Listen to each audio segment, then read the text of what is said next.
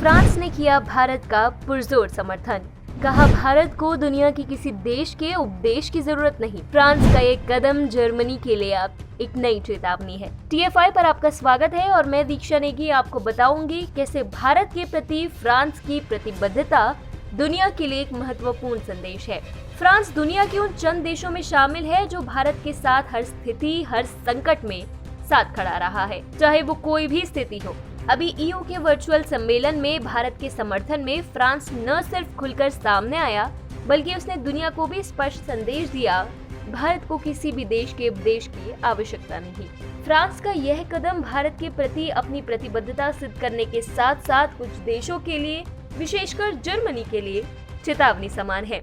भारत को हल्के में लेने की भूल नहीं करें। हाल ही में भारत और यूरोपीय संघ के सदस्य देशों के बीच एक वर्चुअल सम्मेलन हुआ, जिसमें फ्रांस और जर्मनी के राष्ट्राध्यक्ष भी शामिल थे। इसमें भारत के वैक्सीन आपूर्ति को लेकर कई सवाल उठे और भारत की प्रतिबद्धता पर भी सवाल उठाने का प्रयास किया गया। इसी बीच फ्रेंच राष्ट्रपति इमानुएल मैक्रोन ने भारत विरोधियों को आड़े हाथों लेते हुए कहा कि भारत को किसी देश के उपदेश की आवश्यकता नहीं। द स्टेट्समैन की रिपोर्ट के अनुसार फ्रेंच राष्ट्रपति ने कहा, भारत को वैक्सीन आपूर्ति के मामले में दुनिया के किसी भी देश से उपदेश लेने की कोई आवश्यकता नहीं।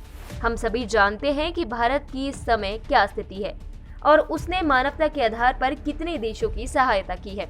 इस वर्चुअल सम्मेलन में EU के अध्यक्ष के साथ ही जर्मनी की प्रधानमंत्री एंजेला मर्केल सहित यूरोप के कई देशों के राष्ट्रीय अध्यक्ष एवं दिग्गज कूटनीतिज्ञ भी शामिल थे। इसके अलावा उन्होंने अमेरिका जैसे देशों को अन्य देशों को मिलने वाली वैक्सीन या वैक्सीन को निर्मित करने वाली तकनीक की आपूर्ति ब्लॉक करने के लिए भी आड़े हाथों लिया। मैक्रोन के अनुसार विकसित देशों की सर्वप्रथम जिम्मेदारी होनी चाहिए कि गरीब और पिछड़े देशों के साथ अपनी तकनीक और संसाधन साझा करे।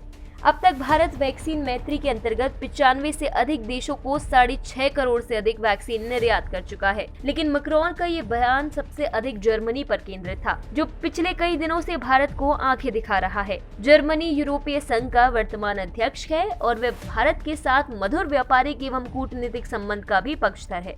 लेकिन सत्ता छोड़ते छोड़ते एंजेला मर्केल भारत के साथ कुछ ज्यादा ही हेकड़ी दिखा रही हैं। उदाहरण के लिए अभी हाल ही में जर्मनी ने भारत को वैक्सीन निर्माण के IP पेटेंट अधिकार में ढील दिए जाने का विरोध किया है।